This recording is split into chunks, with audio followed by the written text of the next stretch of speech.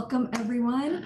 Thank you for being here. My name is Rashmili Vamula, and I'm on the Digital Page leadership team, and I will also be your moderator this evening. I am really excited to introduce our panelists. First up is Catherine Judge. She is a principal consultant at Slalom. Catherine, or Kat as we endearingly call her, has been in the financial services industry for 20 plus years. And she spent her career managing everything from Y2K contingency planning to launching new online banks in Canada and the US. She was the lead for the very first Agile program at her most recent post and was responsible for not just getting the work done, but championing the Agile way in a very waterfall world. And I can attest to this because that's how we met. And we were just talking about how much fun we had on that team. So currently Kat works for Slalom, which is a modern consulting firm that has a core value of customer love and smile. She has 3 kids, a college junior and 2 high school juniors. If she's not watching her kids compete, you can rest assured she's watching Alabama football. She says Roll Tide, and to that I say, go Clemson Tigers. I'm sorry, I had to say it. Welcome, Kat. You have to give us a fun fact. So my fun fact is that I actually competed in and won Google Startup Week in Charlotte. Yeah. And the best part about it was I actually didn't have any technologists on my team. So I won with a deck and a great story. Awesome. Awesome. Thank you for sharing. All right, next up, we have Sonia Singh. She is the CEO of Sonia Singh International, a leadership, coaching, training, and consulting firm, and she's an adjunct professor at the University of San Francisco.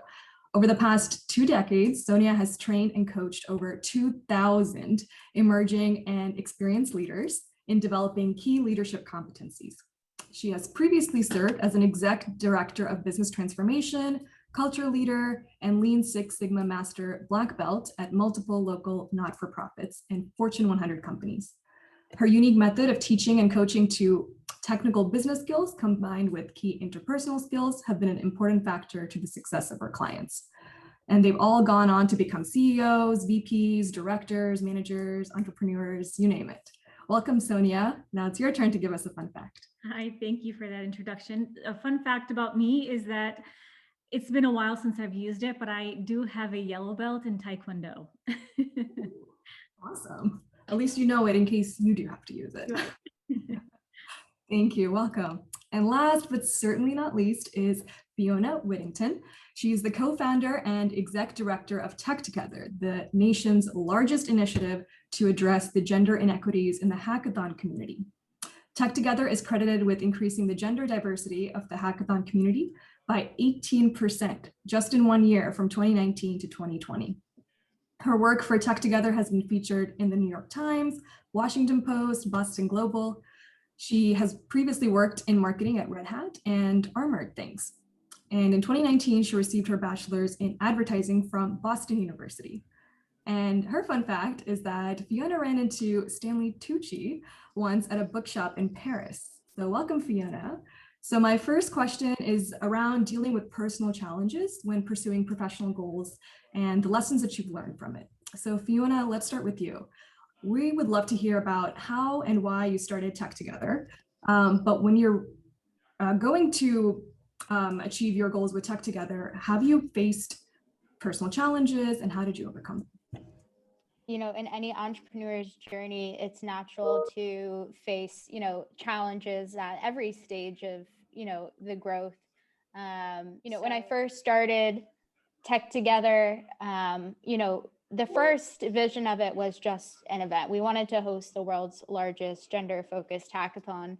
And the reason why we wanted to do that was because I had an experience attending my first hackathon where I walked in the room and literally walked in, didn't even sit down, didn't even have the information section. I walked into the room and some guy approached me and was like, do you even code? And he was hitting on me. And it was just a really, it showcased how, these environments weren't welcoming to women, to people of marginalized genders, and it could have prevented me from attending the hackathon. Now, thankfully it didn't because, I was in New York, so I couldn't just walk home. I was dedicated, and thankfully I stayed, and I had this incredible experience, and I was, not a coder, but I got exposed to the world of technology in a short weekend. I got to make new friends. But again, I looked around and I also didn't see a lot of other women. And so I wanted to host a gender-focused hackathon where people didn't have to worry about being hit on. They could have a judgment-free zone, a safe and inclusive environment to experience hackathons for the first time and have that similar experience of falling in love with the world of technology and all of the possibilities that that world represents. So, then we decided to, host this hackathon, and there was a ton of barriers in just hosting that event, right? At that time, gender-focused hackathons weren't as popular. So when we tried to advocate for it, internally, people weren't all for it as they are today. Diversity, equity, inclusion wasn't a huge conversation that people were having. Just to reference, one of the challenges that I like to share with our organizers and the people in our organization is when I first started fundraising, I went to our CS department and I said, hey, can you give us money for this event? And he's like, yeah, I'll give you $5,000 after the event. I was like, what do you think I'm going to do?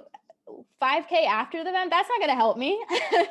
But I leveraged that and I said that they were signed on. I used that, that partnership, even though it wasn't really useful to me financially, to gain other partnerships. So I used the trust that we built to go out, get MIT signed on, get Northeastern signed on. We ended up raising, over $100,000 for the event. And so afterwards, when I went back to the CS department and they said, hey, do you want our $5,000? And I said, fuck you. No, I don't want your money. We're fine.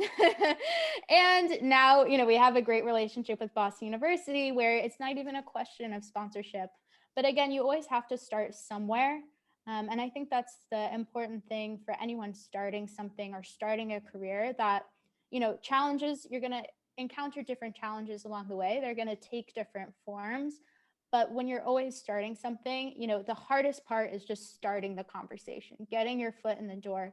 And once you do that, yes, you'll still encounter, different barriers along the way, but it will become easier and you will get more support to overcome those challenges as you get further in your career. That is awesome. Yeah, you weren't deterred from going to hackathons anymore. You just started your own. Basically. That is amazing. Thank you. All right, so Kat, same question to you. So you're self-taught in the product development and delivery space. So what challenges have you faced in reaching those goals, and what have you learned from those lessons? I think I would rephrase that and say, what challenges haven't I faced throughout my career? Literally anything that you can think of, from being ignored, from being silenced or spoken over by my male counterparts, being the only woman leader in the room, and no one makes eye contact. So I've seen, I've literally seen it all. I would say that it changes over the years. That, earlier in my career, I started in financial services in 1998. Most of you probably weren't even born at that time. But I couldn't even wear pants to work. And I lived in Boston. I lived in Jamaica Plain, and I had to catch a bus and catch a train to downtown Boston. And you would regularly see women go to the bathroom first to take off their snow pants because we had to wear blue suits and pearls. And we had to wear dresses and coats. And so the challenges are different. I'm wearing a hoodie today, proudly, because I just don't care. So it changes over time, I guess it is ultimately what I'm saying. And you learn skills. So if you pay attention to the challenges, you pay attention to your reaction to the challenges, and you find your people that you can talk to and get feedback from. And I just want to caveat that one point really quickly is your brain and your ethos doesn't have to take everything. Not everything has to land with you. So just because people say it doesn't mean that it applies. And so you part of the growth and the evolution, at least for me personally, is realizing that, you know, there's probably one or two people in my work, you know, ecosphere where I really care. Everyone else, maybe there's a nugget, maybe there's something I can learn from. But at the end of the day, just because they say it doesn't mean it needs to land. And making sure that I protect who I am so that I'm not thrown off and I can continue to push forward. Yeah, that is awesome. And I do recall you telling me about the not being able to wear pants at one time. I'm like, huh? I think I only wear pants to work. So this is. So I was actually the first woman in my department to wear pants. And I, to quote Fiona, I really just didn't give a shit. I didn't care. Like, I was cold and I wanted to wear pants. And so I did. So. And the reaction was? Lots of side eye and lots of, you know, oh, she's a troublemaker. Yes, I am. I'm okay with that. She's a cold troublemaker, so leave her alone. Thank you for sharing. All right, Sonia. So you built your business around the idea of helping people grow their own leadership and their own confidence. So this is a little bit of a diversion from the original question, but I'm really curious, how did you build your own confidence and leadership skills to grow a successful business surrounding those exact things? Sure. So before I share, I want to just mention that Kat, I'm in the same boat. I remember when I started my career 20 years ago, one of the very first things I was told in graduate school was that as a woman, I needed to wear skirts. And I never even owned a skirt up until that point in my life. Mm-hmm. And I grew up in Chicago, and this was in the South. And I was blown away. I was like, what? I have to wear dresses and skirts? What do you mean? And so to me, it was like a foreign language. What are you talking about? And everyone in the room concurred. No, you really do need to wear skirt suits if you want to be taken seriously in business. And so I bought my first skirt suit, and I wore skirts for the first few years. And then after a while, I was like, screw this. I'll wear what I want. And but yes, that was 20 years ago. And yes, it was in the South, but I think that a lot of places, a lot of organizations still have some of that, you know, left over. But yeah. So I remember that. I remember those fun times too. So how I got into what I'm doing now, basically it started off with when I started my leadership career 20 years ago, I was in management school and I got my master's in management, and I was told it was in the same class, the same professors who said I needed to wear a skirt suit to work, also said that leadership is something that cannot be taught. You're either born a leader or you're not. That we are all here to learn how to be managers. You're not here to learn how to be a leader. And so that was ingrained in my brain early on, that you either are born a leader or you're not. And so to me, being a soft-spoken, petite woman of color, you know, I had all these outside values that I was taking on as my own, and I was believing that I'm not a leader. I'm not a born leader. I can't be taught this skill. But I can be a manager. There's a limit of how much leadership I can actually demonstrate, because I don't look like a leader. I don't have that gregarious personality. I'm not tall. I'm not, you know, all these things that I had told myself that this is what a leader is. And it was over the next couple of years that I realized that was all BS. That is not true at all. You in fact can learn how to be a leader, just like you can learn management skills, you can learn leadership skills. You might have there might be certain people that have that innate ability to lead a group or to inspire people, but that's a skill that can be taught.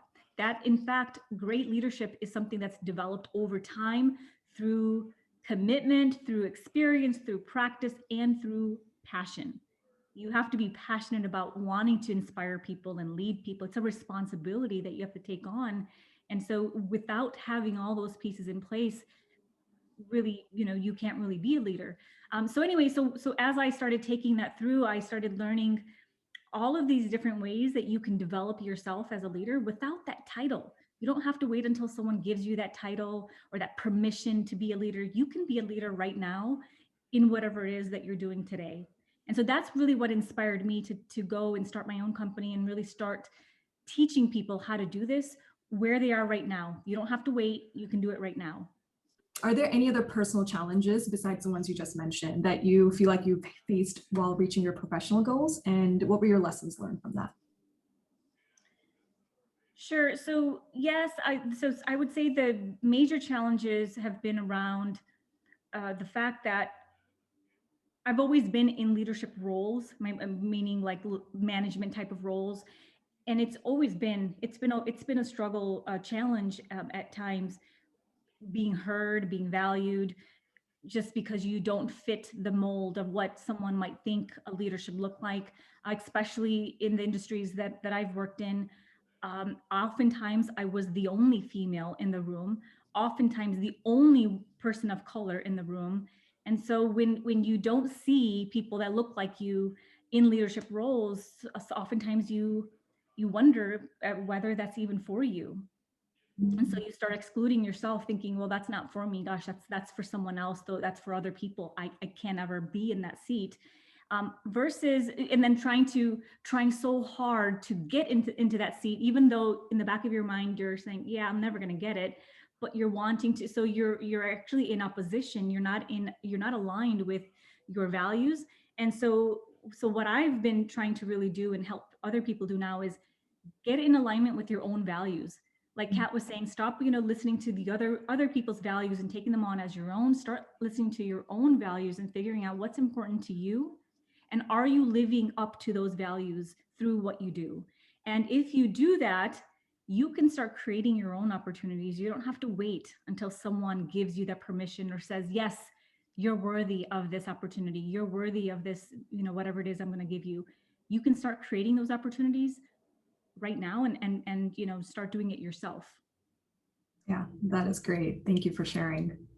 Awesome. So actually, Kat, I want to go back to you with something that you said earlier, something that Sonia also alluded to about things that people give you in terms of feedback and how you don't have to listen to them. And my question here is around imposter syndrome. So were there moments where you did listen to them? Maybe deep down, you knew it didn't apply, but your imposter syndrome might have taken over if that happened. And how did you feel when you were dealing with that, and how did you overcome it? So it has probably, I've dealt with imposter syndrome my entire life. So admittedly, I started college later in life and I never finished. I have been able to sort of parlay in my career, my skills, and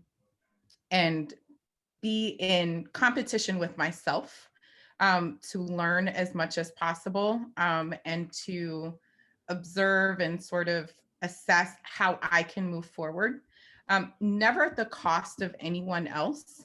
That's I have life rules, and that's just one I'm not going to ever violate. But ultimately, I guess what I'm trying to say is, it happens all the time. It happened when I was sending in my picture for the flyer for this event, actually. Looking at Fiona, looking at the other panelists, Sonia, I was like, oh man, they have really nice headshots. And I have a selfie with a filter with my kid in a car, because that was the best picture I had on hand in the moment. So literally all the time. The way that I manage that is, okay, but I'm still here. I was still asked to be a part of this panel. And my life experiences are my life experiences, and they're shareable. And I've I've come up through the school of hard knocks. And so I'm willing to share those experiences with others, as evidenced by this panel. Yes. Well, yes. I did hesitate asking you for a picture because I know you hate it and you probably were not gonna do it otherwise, but I appreciate you sharing that with me. And also, it shows just how real your day-to-day is. So and you're right, it does not deter you from joining this panel and sharing your industry leadership like the original ask. So thank you. All right, so Fiona, same question to you, imposter syndrome, and how did you overcome it? You also sort of alluded to that, especially walking into a hackathon for the first time. But going to your journey in building tech together, were there any moments for that? Yeah. Well, first to go back to what Kat said, it's so funny that you mentioned that because I actually looked at my headshot recently because of this event and I was like, oh my God, I look so young. I took this in college. Like people must think I'm like a baby, which I still am, but that's funny that you had that reaction to my headshot. So I think with imposter syndrome, I mean, specifically in entrepreneurship, I think, you know, doing a lot of startup programs within BU, I had a very narrow vision of what entrepreneurship was. I think, you know, when I thought of startups, I thought Silicon Valley, I thought, you know, tech. I think, again, like, you know, fundraising, those were like some like buzzwords that I was hearing around startups. And I think, you know, starting tech together, I didn't think about entrepreneurship at all. Like that was not a part of my journey, what I wanted to do with my career. It was just kind of, I saw a need, I filled it, and then I saw another need, and I decided to expand upon the initial initiative because, to be frank, not because I wanted to start a company, but because I wanted to change people's lives. And I just happened to, you know, stumble upon a solution that worked. And it was just good timing. And also I had the right team and I had the passion to make it happen. So I think that, you know, that severely affected the way that I kind of had to change the way that I looked at entrepreneurship and the way that I looked at myself as an entrepreneur. I had to, because what I was seeing is, okay, I'm starting this nonprofit, but I don't really see other nonprofits being talked about as startups. And I don't see nonprofits being talked about as entrepreneurship. And so where do I fit into this space? So I would do, you know, startup competitions, or I was, you know, invited to partake in the BU program, but I didn't see any companies that looked like mine, which made me feel like, well, do I fit in here? And as, you know, do I fit in here, right? And so I felt, you know, especially as a young entrepreneur, with someone with not a lot of experience building this large initiative, I always feel like I'm not good enough, or because I didn't decide to go this career path, you know, it was, you know, am I the right person for this?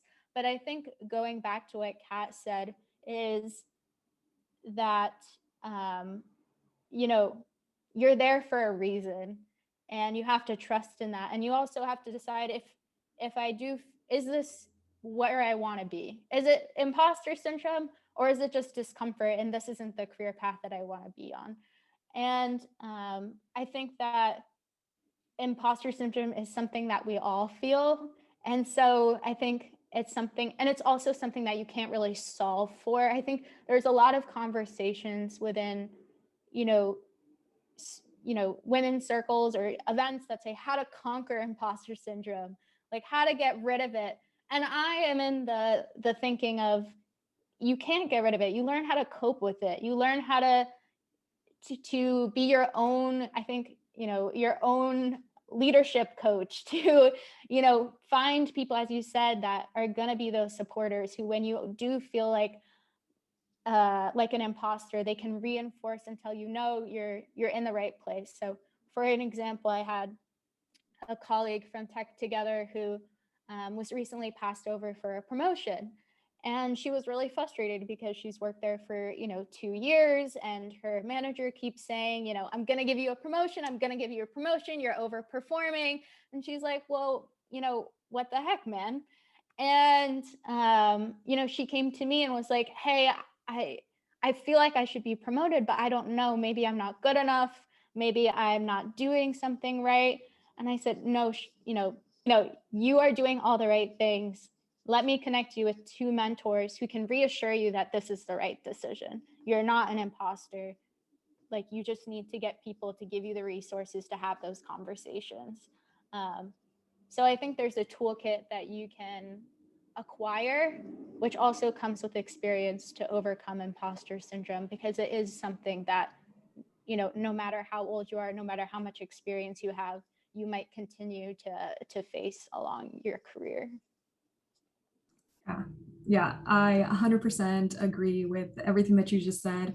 Well, my first comment is that while you didn't go into your journey of tech together with entrepreneurship on mind, your authenticity and passion is what really helped it grow. And that growth is so clear to see. And imposter syndrome or discomfort, I need to make a large printout of that and then put it in front of my computer, because yeah, is it discomfort or is it actually something that you're not qualified for? So that is a great reminder. Thank you. All right, Sonia.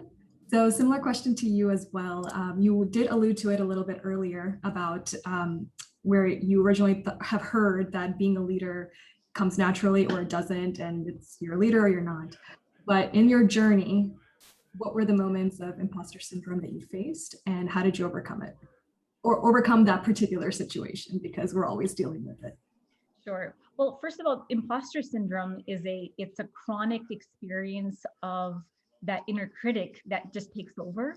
So yes, we all experience self-doubt from time to time, but when you're truly experiencing imposter syndrome, it's a chronic condition. It's something that you're experiencing over and over, to the point where, you feel like an imposter, and there might be periods of time where imposter syndrome comes out more and more.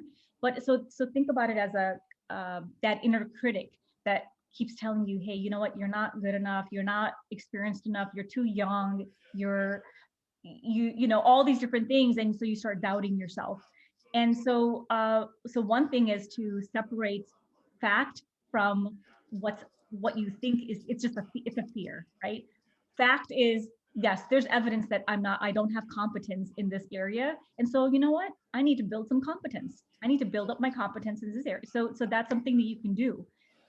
On the other hand, though, when that self-doubt is more around, I don't think I'm good enough. Well, how do you know? Well, where's the proof? Where's the evidence?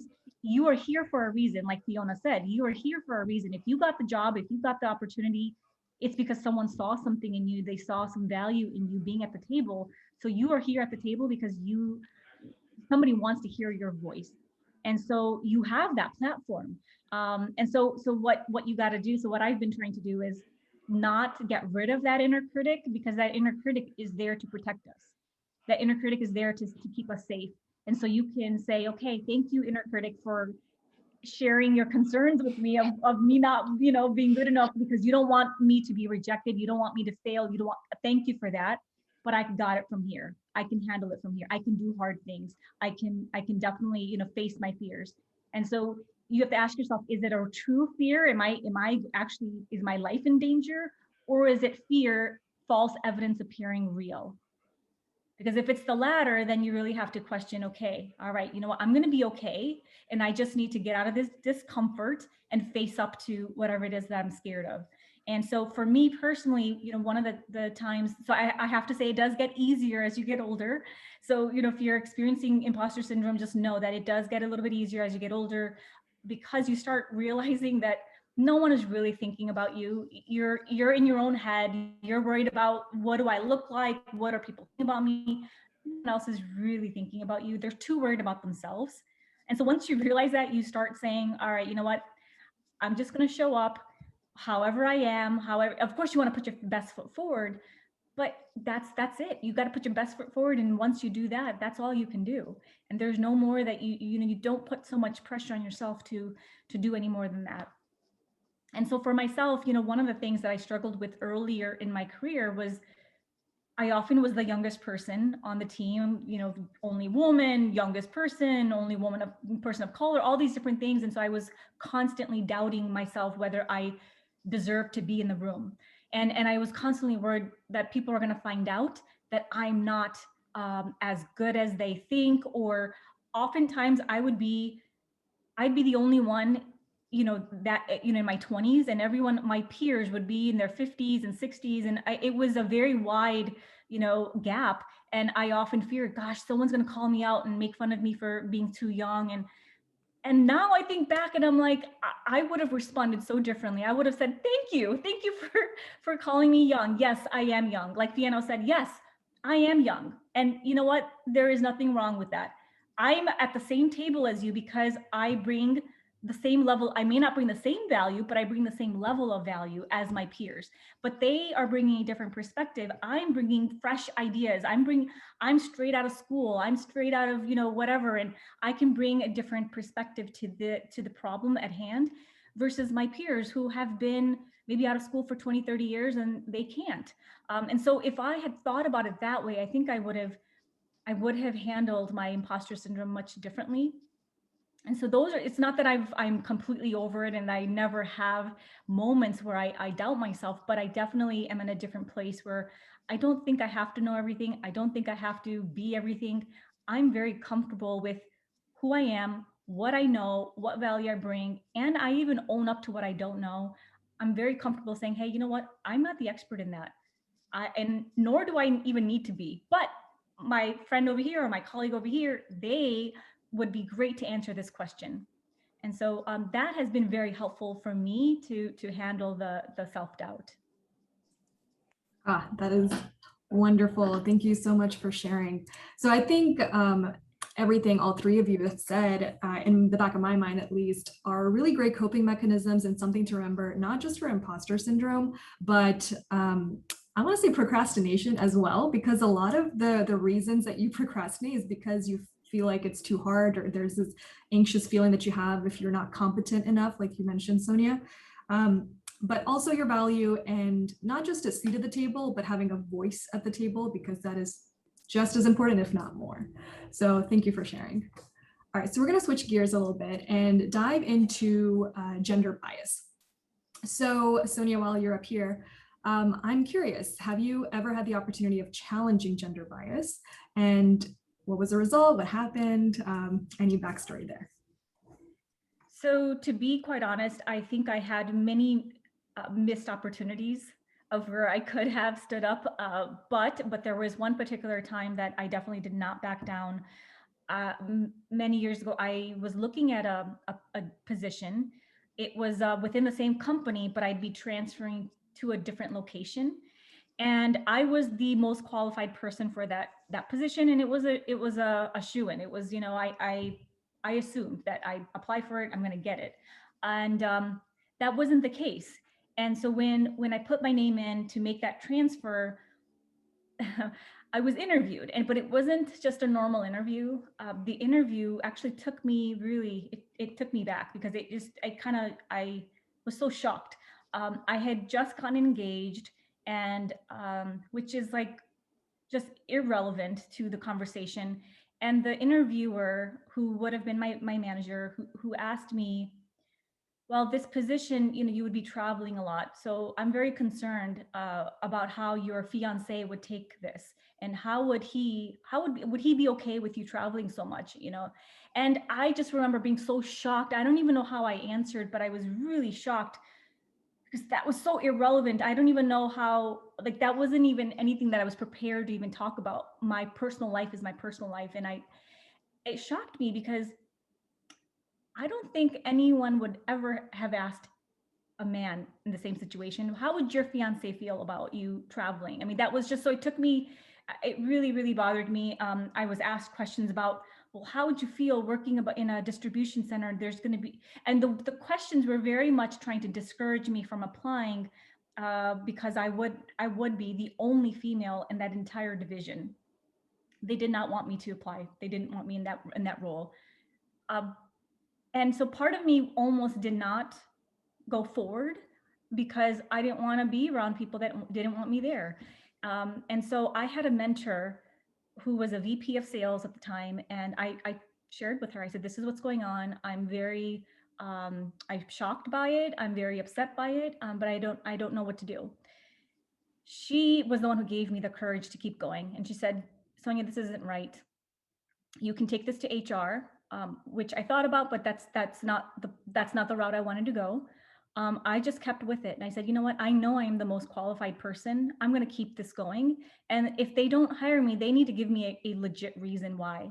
They can't just tell me that it's because, well, we don't think your fiance would be okay with you. You know, that's not a reason. So I continued on and I got the job and they still pushed and pushed. I'm not going to lie. It was not easy. And I was the only woman and I was the only person of color. So in the entire division, it wasn't even just, the entire division. It was hard. So I would be lying if I said it wasn't hard. It was very hard, but I'm glad that I still did it because that then was a stepping stone to my next, role. So I'm very glad that I pushed through and I didn't let anyone discourage me from moving forward. That is so frustrating to hear. And the fact that it still happens, you talk about this earlier in your career, but the fact that it happens to this day is very, very frustrating. But thank you for sharing. We're actually going to come back to this question once everyone answers, but more about in those moments, how do you handle it? So hold on to that thought. Fiona, same question to you regarding gender bias. Yeah, that question spurned like a lot of instances in my head, and I'm kind of like, filtering through which one gives the best example. And to Sonia's anecdote, I had a CEO give me a similar story where she said that they didn't want to give her the role because she had also recently gotten engaged, but they were worried she was going to get pregnant and would have to leave. And that I know that a lot of women encounter that similar barrier when being considered for a role, which is ridiculous. But I think one of the ones I want to talk about is that even though, I am a DEI advocate and that is my job, I think that as a woman and as a member of the queer community, I often feel like it people assume that I have to always be a diversity advocate, if that makes sense. So just to give an example, like, oh, you're a woman, like you should bring in more women to the company. It's like, what? Sure, I can refer my friends, but some of my friends are, cis men. And so just so you know. And I think that gender bias has really affected me personally Danae, you've gotten that too, is just assuming that, if you're a woman or if you're a queer person, that you automatically are the token person. And I think that within tech companies and within startups specifically, that is a huge issue. And because they don't have the DEI resources dedicated to actually solving those problems. So, for example, in one of my former roles, they would always go to me and be like, hey, we need more women on our sales team, or we need more women on our tech team. Can you make sure that we diversify our pipeline? And of course, I'm going to help them. But obviously, that's not my role. I'm in marketing, totally separate. And that continued to be a pattern. Oh, you're a woman. Can you go to this event? Can you go to this? And it's like, I'd love to do that, but my role is marketing and I need to focus on developing that part of my career. And of course, I'm always going to be, open to helping people, but just because I'm a woman doesn't mean that this is my sole responsibility. Allies have an equal part in, investing into these solutions. And I think, another thing is, just in general, I think that, for example, just an example of not gender bias, but just an example of the dynamics of gender in the workplace is in one of my former roles, they used to refer to me as an executive title within two external stakeholders. They would come to the office and be like, oh, Fiona is the senior XXX, but that actually wasn't my title. So they basically were externally facing me as a senior leader, but internally treating me as a junior person. And they didn't do that to any of my male colleagues. And I think, again, it was just a diversity play of, hey, look at us, we're investing in DEI because Fiona's going to all these conferences. Or, hey, look at Fiona, she has a senior title, but not really, and it's not reflected in her pay either. So I think that, having these situations, I'm glad that I had them actually, just because it was a good learning opportunity for me to recognize those situations in a workplace. And as Cindy said, learn how to deal with them and learn what to do in those types of situations, because they do happen. And learning how to advocate for myself. I wish I had advocated for myself more in those situations, but retroactively, I'm glad I now have the resources to know how to have those conversations, stand up for myself, and again, talk about, okay, I'll attend this conference, but let's talk about how I can be more than just a token to you. How can I actually make a difference? And how can you make a difference? How can we work together? So yeah. Yeah. Oh, wow. The way that you described being this token or a representative for a monolith hits way too close to home, because as a woman of color in tech, in the spaces that I've been, there's this expectation that I am the voice for this monolithic, it's not monolithic, obviously, but they assume that I'm the voice for a culture or a heritage or a religion. And I'm like, that just does not do justice to the individual stories or the individual experiences. But I will do my best in this particular situation, but just know this is with a caveat. So yeah.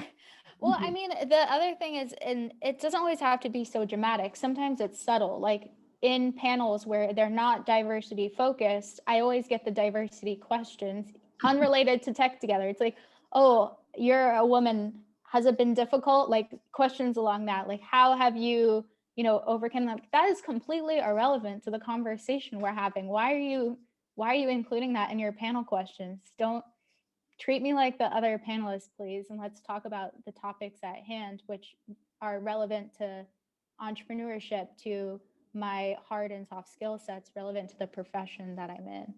So it doesn't always have to be, so dramatic. Sometimes the gender bias is subtle. yeah, absolutely. Very good point. Thank you. All right, so Kat, same question to you about gender bias. And in that situation, how did you handle it? So much like Fiona, I was flipping through the Rolodex, and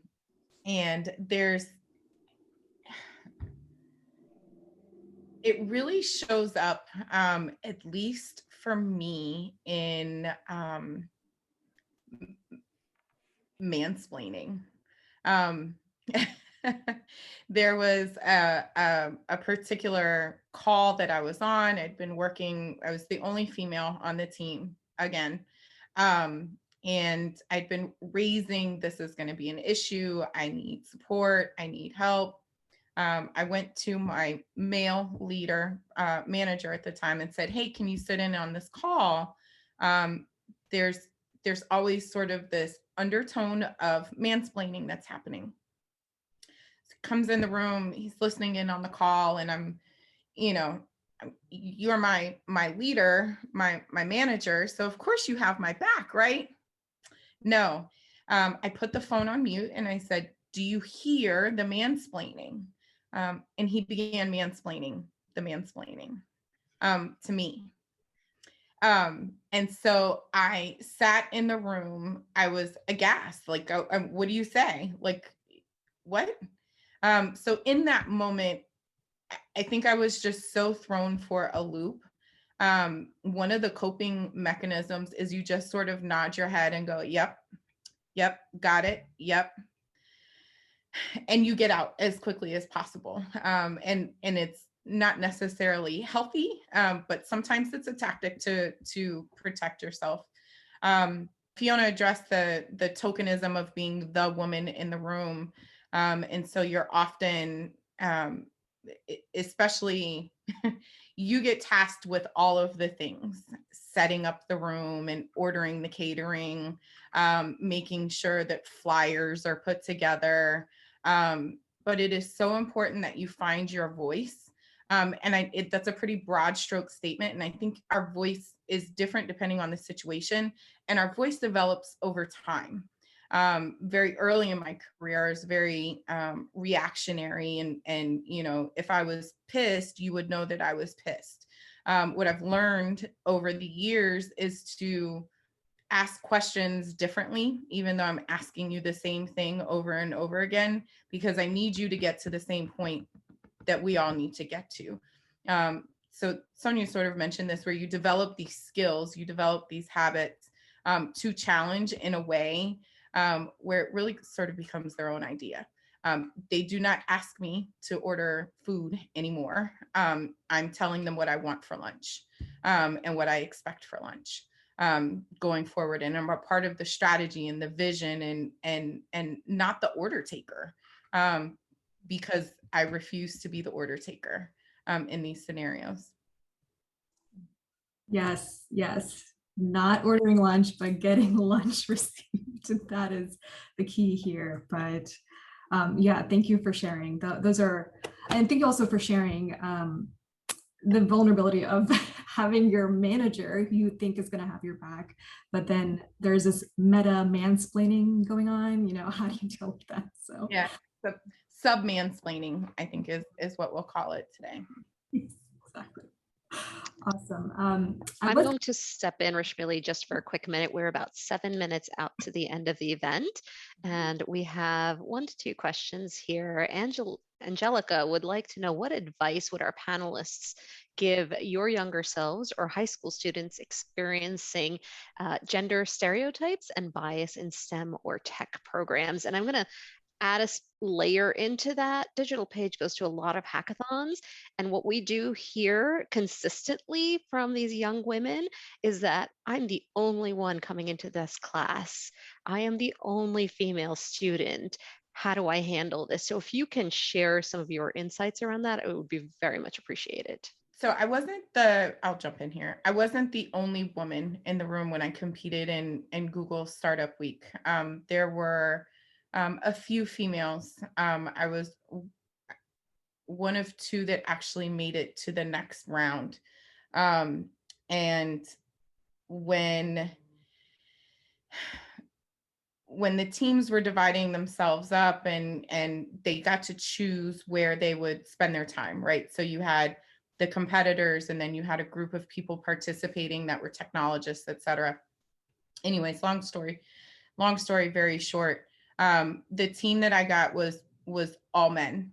And so there were a lot of conversations around what they thought I should be doing about my baby. This is the thing that I pitched, and I made it through. Keep speaking your truth. Like, keep being exactly who you are in that moment. You're not going to have all the answers. You're not going to convince everyone that you also deserve the seat at the table. Just don't stop talking. Don't stop talking. Do not silence yourself. Do not mute yourself. Do not tone yourself down. Be exactly who you are. And if you have to sort of borrow confidence from someone else, or someone that you find inspirational, do that until you can sort of find your sea legs. But I think the biggest thing that I would tell you is you're not going to change them all. So you get the opportunity to just keep talking. The minute you silence yourself,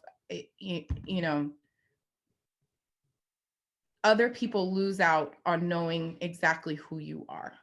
You lose, but they lose. I would also add on to that and say, find allies, like find people that you can talk to, that you can relate to, that are maybe in similar situations. So joining communities like Tech Together or Code with Clossy or Girls Who Code. I mean, there's an abundant number of programs that are now springing up specifically for, high school students from underrepresented groups. And I think that by finding those people, they're not going to be in the room with you when you encounter those situations, but what they can do is help you, give you the support that you need to continue on, because those situations are stressful and they take up a lot of emotional energy just to be the only woman in the room. And so I think, by having, a few key people, even if it's just one person, if it's a friend, a teacher, or a parent, find someone that you can call and just say, hey, I just want to talk to you about what happened today. I don't need advice, but can I just tell you what happened? I mean, for me, again, going back to Tech Together's founding story, my current partner, I mean, we weren't dating at the time, but we went to this thing called HackCon, which was like a hackathon organizing conference. And I was sitting by the fire with him and we were just talking about our hackathons, and I hadn't organized She Hacks yet, which was, Tech Together's first hackathon. And I was like, look, like, Lucas, I think I, can't do this. I said I wanted to set a world record. Like, what the fuck was I thinking? I don't have any experience in this. Like, I can't do it. Everyone here has so much experience. I'm not even a CS major, like all of those typical things. And I was just having that bout of, serious imposter syndrome. That inner critic was getting to me. And he just looked at me and said, no, you can do this. Like, you have the ability. It's just going to be hard. And I'm here to help you. And that really got me through everything. Like, because he believed in me and because I trusted him, because he'd done it before, that was all I needed to know, to give me the confidence to continue. And if I hadn't had, I think, as Kat said, had the voice to articulate how I felt to him, to get that support, then I wouldn't have continued on. And I still go to him today when I feel that way, say, oh, I just had this partnership meeting. Like, I don't know. I don't think it went well. He's like, had the same thing of, okay, what didn't go well? What's fact? What's fiction? Which is a really great tip, by the way, for anyone. I use that as well. So if you can, find people in your life that can support you. And if you don't have anyone in your life, then you can just DM me on LinkedIn and I'll get you through those moments. And I would just like to add that, so I love everything that was just said. And in addition to that, what I would tell my younger self is to take up more space. Don't be afraid to take up space. And when I say take up space, I mean physically take up space, especially if you're smaller in stature, especially if you're quiet, more reserved, and you often are the one that sits in the back of the room or is often trying, lets other people in front, you let other people. No, you take up space. You go sit at the head of the table. You go sit next to the person who's leading that meeting. Go sit right next to them. If you were invited to that meeting, that means you deserved a seat at the table, and you don't need to ask for permission. You need to come and sit down at that table and believe that you deserve your voice to be heard. You have to start believing that. You have to have this deep belief that even if you don't know everything, you do know something, and that deserves to be heard. So really start expanding, physically start expanding yourself and believing that you belong in the room, whatever room you're in, believe that you belong there. And you'll start, showing that confidence through, what you say, what you do, and you will be heard, because there's no other option. You're going to be heard. You're going to take up space. You're going to demand it. You're not going to ask for permission. You're going to demand that your voice be heard. Yes. Thank you all so much for sharing all those stories and for your responses. And thank you, Angelica, for the question. So we're actually a little bit over time. This was just such a great conversation. I wasn't even paying attention. Thank you so much for spending your evening with us and for sharing, being vulnerable in those moments. Thanks, Rashmili, and huge thank you to our panelists. I honestly wish we had probably scheduled another hour because I could listen to your stories for much longer, and I've got a ton of questions. I may just send them to you on the side because really just a great information here. So to all of our attendees, thank you for joining us this evening. We are so excited. I hope that you were able to gain some valuable advice that's going to help you. And I'm going to do a shameless plug for Digital Page here that, as all of our panelists mentioned, if you ever find yourself in a situation where you're uncomfortable, you're dealing with imposter syndrome, or you just need affirmation that you can do it, Digital Page that is what we're looking to do. We're empowering you with the network and the support that you need to make it and get your seat at the table. So reach out to us, connect with us. We are rooting for you. And if we're not offering something that you need, please let us know and we'll make it happen. We want to see more women at that table, making sure that you guys achieve your dreams.